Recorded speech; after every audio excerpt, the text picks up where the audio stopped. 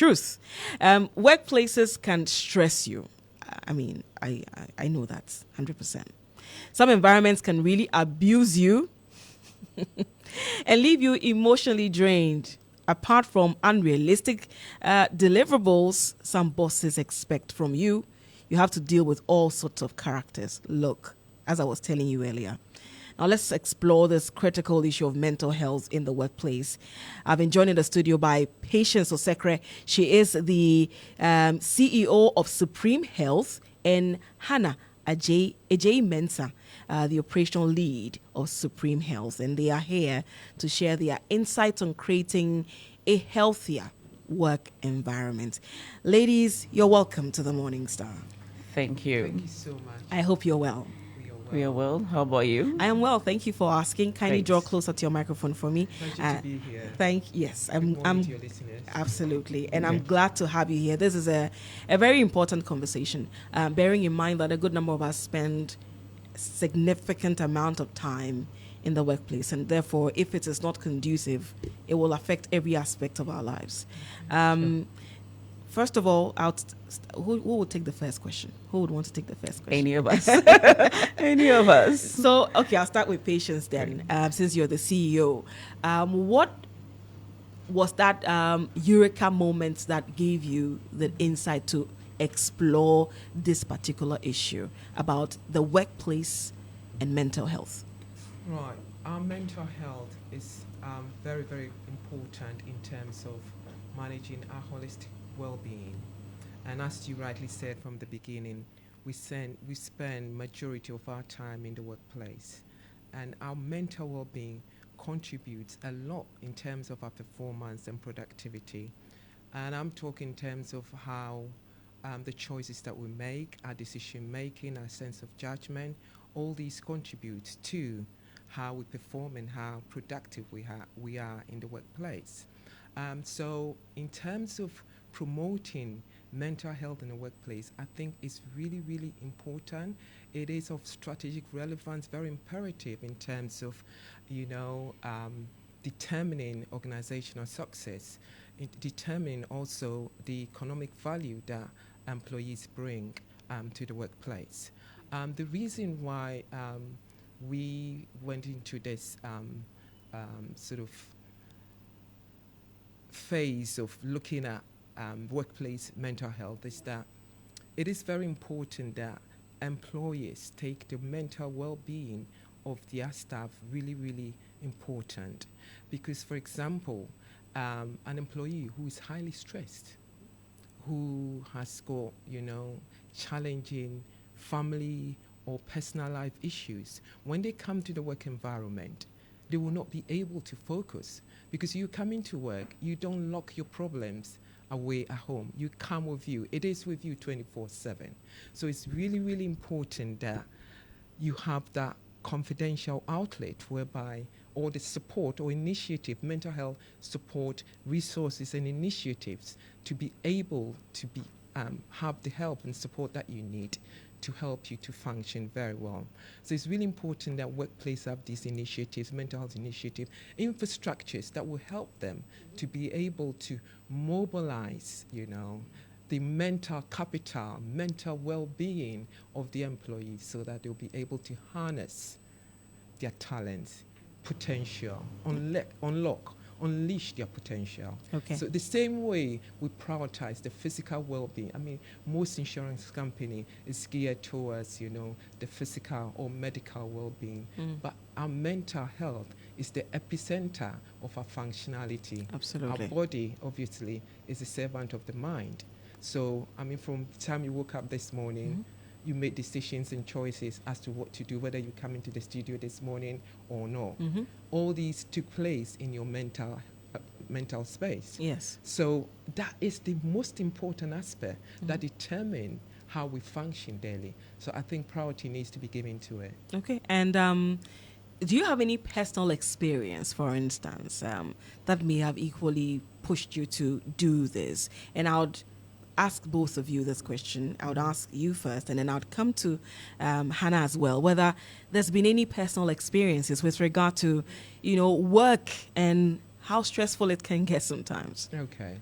So I lived most of my life in the UK, and I was in the corporate world in the UK, and I used to manage a team, and the workload was just a team of about maybe 20 something, and so we were sort of in the social service sort of sector, Okay. and child mental health services, and every time we're doing child protection work, we have to present cases to court, and the pressure in that environment is just astronomical. The least mistake, you'll be in the newspapers. So you just have to just keep on going. It got to a point, I mean, I hit rock bottom, bent out, and I would say I couldn't cope. So obviously the resources are there. I got the help and support and everything.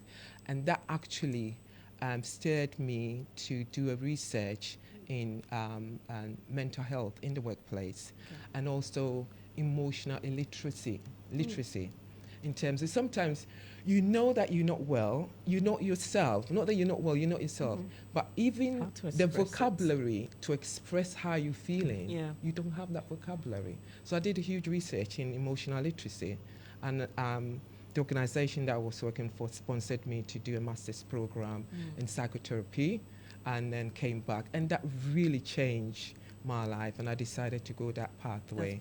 Okay. Yeah. And I think I would come back and ask you a little bit more about the emotional literacy, and how to identify some of these situations that we get through. Sometimes we have an inkling as to what it is, but we do not want to admit it. Hannah, what has been your experience as well in relation to work and how it can stress you and impact your mental health? All right, thank you so much, and good morning to all your listeners. Good morning. So Patience shared her experience from the aspect of the workplace and the effect that it can have on your mental health. But I share my experience from a personal issue that can affect work. Okay. So I think around 2018, I had come back from school and adjusting back to work and all that. But that was when I was also hit with a very huge relationship challenge. Okay. And at that point, I was coming back to settle back to work, and then I had this issue. Okay. So anytime I went to work, I remember that was when I also had this conversation about employee assistance program. Well, it increased my passion to do this. Okay. But at that point, you could see that there were times I'll go to work and I'll just be in front of my computer, like you have your laptop before you. And I am on my laptop trying to read, trying to do something, but I couldn't do anything. And I remember one time my boss actually asked me, Hannah, why are you so quiet today? And all I said is that, sir, I'm trying to come up with a concept to be able to do this project. Yeah. But indeed, my mind was very far from work. And that's the issue where we can have presenteeism, for instance. Yes, I needed to present to work, but I was there. My mind was nowhere near the job. And if there was support, in fact, at times, I tell people, in fact, my conversations with patients, I term them therapeutic conversations, because we're talking about how are you, and then we are into another world already, delving deep into emotions. But what it is that if at that time there was support at the workplace, I could have easily seen maybe a psychologist, a counselor spoken to, who could have helped me, manage all these issues that I was facing. But what did I do? I was lucky to have a father who supported me, who inspired me every day, walk through with my day with me. He would call me most point of my day to check up with me. My pastors were there to support me. They would pray with me, encourage me. And then I listened to a lot of inspirational sermons on YouTube. Those are the things that kept me going. At the workplace, I didn't find any resource, but I saw the impact that challenge that I was facing had on my job, because it was like nothing was happening. But they saw me at work, and probably my bosses were okay that, Hannah is at work, she's by her computer in the office. But really, what was the result of what I was doing? And what could show? But again, who could see what I was going through within me? And sometimes we have the issue of stigma. Who do I even tell? Who can I believe? Who can I trust to support me and not spread my issue all around the office? So yes, the issues are there, and it's good that patient came in from the organizational perspective, but there are so many personal issues that affect us that, affect our well-being, but also our performance and productivity. That's true. And, stemming from where she left off in terms of, some of the things affecting employees, some of them very personal, that eventually impacts their productivity in the office space. What are some of the pressing issues affecting employees in general? What are some of these things? Stress, I would say, is Stress. the major. Yeah. I mean, we're in a different sort of terrain now globally. The aftermath of the pandemic has left a lot of residue in terms of how the whole work landscape is being defined now. There's a lot of challenges that they encountering, anxiety, uncertainty about what is going to happen in future, redundancy. I mean, in terms of our space of work, we do a lot of what we call outplacement support. That is when companies or organizations are laying people off. We have to go there to provide support, emotional support, and give them, that sort of motivation about the future. There's a lot about, as Hannah spoke about stigma, even in seeking help, health, seeking help is sort of, sometimes recognized as weakness, and then toxic workplace culture. I mean, and then also, leadership styles, some leaders can be very, very micro managers. And when there is lack of trust in terms of, how you manage people, it affects team cohesion. So for example, there are some managers who, if they've not left the office, you cannot leave. Nobody else can leave, yes. Right? So again, with the presenteeism that Hannah was saying, people can be sitting at their desks after 5. They're not doing anything productive, right? Sexual harassment can be one. We've dealt with loads of that in the past, both, different dynamics of it that can contribute to that too. Also, people who have, you've gone through challenges, you've not suppressed it, you've not dealt with it. And what happens is that it lies latent in your system. Yeah. And then somebody says something, it provokes it. Triggers you. And then you say, oh, he's got anger management problems. But this has been piling on for a very long time, but it has not been dealt with. So the workplace initiatives and resources for mental health is really, really critical. It's really, really important, because that is where we spend most of our time. And it's really important that employers recognize that. So you would want, when Hannah was speaking, she mentioned that she was going through a lot at the time. She was present at work, and she wished that there was a support system. Is it your recommendation that, for instance, workspaces would make provision to have, counselors or psychologists around, such that when people come in and they feel that there's someone they need to talk to, they can go to that person and pour their heart out? Yeah, I'll suggest that, because, I'll highlight that, not suggest that. Okay. Yeah. I think when we go to work, or when you're dealing with people at work, you're dealing with the whole person, not just part of the person. So I think it's really important that that sense of wholeness translate into structured support and resources. So it's not just about having a psychologist in place, but it's more about determining what are the needs of the employees, what is the reality, what is the company's realities, what are the priorities of organizational needs and personal needs. And the outcome of that will determine the support system that you put in place. So resources, initiatives like employee assistance program that highlights or caters for the multidimensional perspectives of an employer. So it's not just the psychological aspect of it, but holistic approach. Yeah. And that makes it very, so that will obviously enhance the psychosocial well-being of both the individual and also the organization. Because once they coming in, they're sharing what they go into confidentially, we are able to tease out some of the themes and the trends of the issues that are coming in. And we're able to inform management that, listen, this is the pulse of the organization. These are the common things that are coming. So we need to be proactive in addressing it.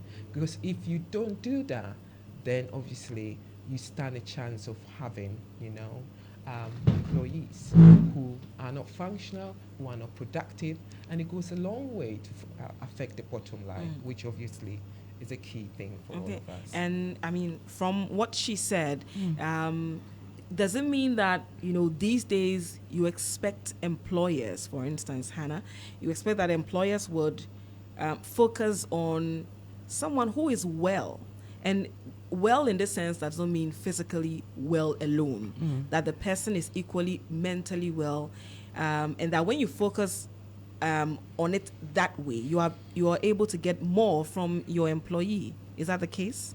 Right. So, I mean, before I touch on your question, I just wanted to add to the factors at the workplace that affect mental well-being, and it could be just some simple factors like also unclear rules. So when I come to work, what is expected of me? Okay. Sometimes you are given a role, you don't get any training, there is no orientation. So really you find yourself in the position and you don't know how to behave in that position.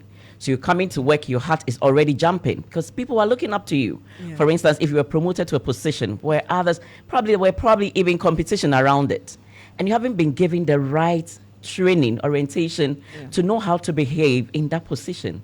You're coming to work, but your heart is already in your stomach because you don't know, what am I going to do today? Exactly. How am I going to manage my people? What is expected of me? And who is even giving me feedback of whatever I'm doing? But again, also balancing work and life. And I remember very well during COVID-19, when there was lockdown, some people were asked to stay home, but some people were still going to work. Because when you ask them, they were used to going to work. No, especially for the men. They said, no, but I cannot live with my wife for a whole week, all at home. So it means that there were issues. Work was their escape. So there are also personal issues that sometimes we tend to run from, and then we hide at work. Yes. Because every morning we'll get up and go to work, we think that, okay, the issues probably we have been buried, but they don't. And so in COVID-19, we saw some of these issues. We even saw divorce rates going up. It went up also, and then abuse Abuses, also. yeah. So these are some of the issues. So we need also to balance work and life. I mean, because of phones, laptops and all that, now we are carrying work to our bedrooms. It is affecting our relationships. And once your relationship is affected, it turns around. So you come to work and then you are there, like we have mentioned, presenting a number of times, but your mind quickly runs back. Well, we are doing like mindful trainings to help people focus and all that, but we need to tackle the underlying problems. Now, to come back to your problem, to your question. To your question. Yes. Well, the WHO actually recommends what we call reasonable accommodation. Okay. So I cannot sit here and say that managers, leaders should focus on only healthy employees. Because at the workplace, if I have a headache, if I have hypertension, there's an insurance that caters for me to go and access care. Yeah. And the organization pays for it. If someone has a mental health issue, we are proposing that. And the WHO actually also hints on it. Okay. That the job accommodates them reasonably. So you can then have flexible working time for them. You can give them quite a longer time to finish an assignment whilst providing support. Okay. And these will actually help organizations to then bring all of us to health, as we have mentioned, because a larger percentage of our waking up time is spent at the workplace. Yeah. There are issues that personally we come to work with, but as has also been mentioned, the work also have on us. So I am coming from an occupational health perspective where we'll do like a medical boarding to find out if somebody went to that end of it where they even had to terminate job. We want to find out, was it work related or not?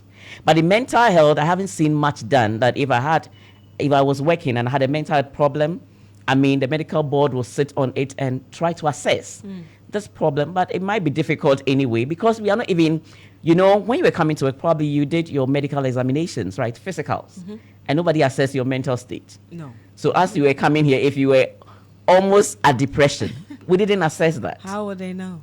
You see. No one would So know. if you break down, I mean, God forbid, how are we able to tell that whether it's work related? You came with it, or is the work that has actually added to the situation? So we also need to, but I know there are some legal implications to it, but also with physical health. But the discussion must go on organizations must employ people who are, yes, well equipped, because if you don't do the job, it also then brings the problem. That's true. Because yes, you have been given the position, now perform, and you can't perform, so that will also stress you. So I mean, we need a whole discussion around it. But I must say that in Ghana, maybe we are not prioritizing mental health at the workplace because also there is no policy on occupational health and safety, Okay. which will encompass all of these.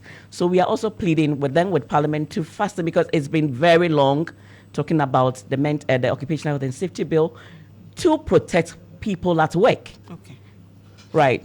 All right. Thank you very much for the very extensive response. Now, I know that you have a forum that is coming up. Kindly tell us a bit about it. When exactly is it happening, and where and when? Right, so it's happening tomorrow at the Marriott Hotel, Okay. and it's our EAP Africa Summit, the 5th edition. EP, where EP stands EAP for? is Employee Assistance Program. Okay. So it's an initiative that supports workplace mental health, Okay. multidimensional support services whereby employees who have signed on to our services can call our helpline 24/7 with any personal, work-related or family-related issues, and we have multidisciplinary, multilingual staff to be able to help and support them, either by phone, virtual, or in person in our offices at our airport. Okay. So the program is tomorrow. Tomorrow, which is a And the 16th. yeah, and the theme of it is mental capital, enhancing socioeconomic growth and development through cutting-edge mental health and well-being initiatives. So we've got people coming from all over to the conference. We've got the Deputy British High Commissioner, who's going to be special guest of honor, and then the country director for WHO, also special guest of honor. And we've got different CEOs, HR executive, other stakeholders will be coming. And we've got people traveling from all over the world also coming and will be joining us online. And it's just going to be an amazing time. And so what time does it start? It starts at 8:30. 8:30 a.m. to what time? We finish at 4. 4 p.m. Yeah. Okay. Wow. And does it come at a rate, or is open to everybody? Right. It was 1,000 cities, but now we've slashed it to 299, which is 300. 300. Okay. Yeah. Okay, that's fantastic. Okay, So quite accessible to quite a number of people. Yes. And there's a question I probably should ask before I go. There are two questions. So in terms of workplace and the stress and the impact on mental health, in your studies, have you noticed whether men or women are more affected, or it is across board? It's very interesting that you asked this question. So we work with different organizations: banking industry, oil industry, the mining industry, and what we do, we collate the statistics, and sometimes during the COVID, it was a lot of men who, the sort of the matrix in terms of men percentage was really, really high, going through different emotional turbulence and turmoil during that period. And then after that, it shifted a bit, women, but it depends on the industry. It's more industry related, I would say. Yeah. So for instance, banking? Yeah, banking, I would say the men. The men are more affected? Yeah. Wow. The men are more affected. Wow. Yeah. Okay. Which other sectors have you been dealing with beyond the bank? I mentioned banking. So. Okay, the mining industry, the oil industry. So mining and oil industry, which individuals are more affected? Okay, still men? The mining also, because it's more The male, population of the sex, Okay. the male it's sex. Yeah, the Wow. more male dominant. Yeah. I think it tallies with what many people say, that a lot of the times the men, they prefer not to speak about their problems. We the girls, we can chat about it sometimes, and then when we chat about it, it helps relieve us of some of these but things. again, that is where proactive measures needs to be put in place. So for like some of the organizations that we deal with in the banking industry, we have gender-specific initiatives. So we have the he motions and then the she motions. So, we get boys to do the boys thing, and then they open up. So it's not just about collating the statistic, but actually using the statistic to inform, the resources and the support to help them, obviously, to address the issues and be at an optimum level. Okay. Yeah, so just what I wanted to add to from what we have seen also is that most of the issues that workers face are personal. Okay. So they are their personal issues. So we have a lot of people coming in with relationship issues, for instance, that in turn affects their work. And then sometimes people are also in crisis. They might have bereavements and all that. That also then affects their job performance. So most of the issues, I mean, apart from the bosses, the leaders were not maybe leading well, the teamwork, leadership and all that. Everything. Yeah. The major issues that comes up are really Are personal more personal issues. Yeah. compared to The work-related issues, But again, unsafe work environments and all that can affect our mental health. I mean, I just wanted to throw an invitation to you because we need the media in this. And you know, this year's theme for the World Mental Health Day celebration is it is time to prioritize mental health at the workplace. Absolutely. And so we need you, all of you, to come on board. Like you have given us the opportunity to talk about it, but do a lot more of the awareness creation because, as I mentioned, we are spending more than half of our waking up time at the workplace. And actually, the ILO estimates about 12 trillion working hours lost every year due to mental health issues. And that's a lot. That's a lot. And what can bosses do to be more approachable so that the staff can, approach them? Sometimes, you know what, I really want to work, but where I am at the moment, when I come, I will not be productive. Yep. I think both of you can have a bite at it, then we can wrap it up. So creating an environment where talking about such issues is normal. I know maybe you have morning meetings every day or maybe weekly meetings. So if I am the boss and the leader, I should be able to express how do I feel? And that boils down to the emotional illiteracy. Yes. Because I remember many years ago, I had opportunities to work in the mines and, the expatriates and all. I asked a small boy, how are you? And he said, oh, I'm awesome. And I said, oh, wow. I could express that because anytime you ask me that time, I'm fine, I'm good. You see? Yeah. And then, so it meant that there are a lot of words that can help us express how we feel, but we don't know. Yes. So sometimes we really don't know exactly and are not communicating exactly how we feel. But in our meetings, if leaders can have an open communication where we are not judging, where we are not stigmatizing, but really come out to say that, I don't mind sharing my experience anywhere I stand because for me, it has also been then the rock that has kept me and held me. Okay. And so if in meetings we can share this, and you know that, yes, we are all human and all of us, as I'm sitting here, as you're sitting there, you have something on your mind pressing on you. Yeah. We try to manage it, but can we then have that safe space where we can share, where we can allow people to share, where we can also check in. Yes, where we can also check in with others. But again, managers also need training. Absolutely. Because then you don't need to wait for me to come to you. You should be able to see that there has been some changes. I could be in trouble. And what support can you offer me? And we always preach that you come from a point of care and support. Okay. So even supervision, are you supervising to look for faults? Or are you supervising so that you provide support to employees? Okay. Right. And okay, I think she's said everything. Yeah, but what I would say is exemplary leadership, right? Just brief. We work in an organization where the leader was really sort of in support of mental health resources, and we were actually on site, and he comes all the time to speak to us, share what he was going through. Virtually because he was very, very busy. At one time, the staff on a particular floor saw him coming into the room to see us. All of a sudden, the next day, the surge of phone calls that we had in terms of people wanting to also come in, because every time people were coming to the room to see us, there was like, oh, what problem is he going through? Oh, Yeah, but then when they saw the leader come into our space, immediately everything changed and utilization was just sort of, upsurge. So I think when leaders lead by example, be your real self, be authentic, so that people will know that you're a human being. Absolutely. You're not a robot. Exactly. If you would just allow me, because you talk about leadership, in a minute. Please. Yes, or less than that. So I get a lot of referrals and the supervisors referring people, and it was quite a lot of them. So I ask the person at the point of call who receives the call. I'm like, "Oh, but why is it all about people referring their employees? So how about the leaders? Don't they have problems?" Because they tend, okay, I identify the problem and I refer.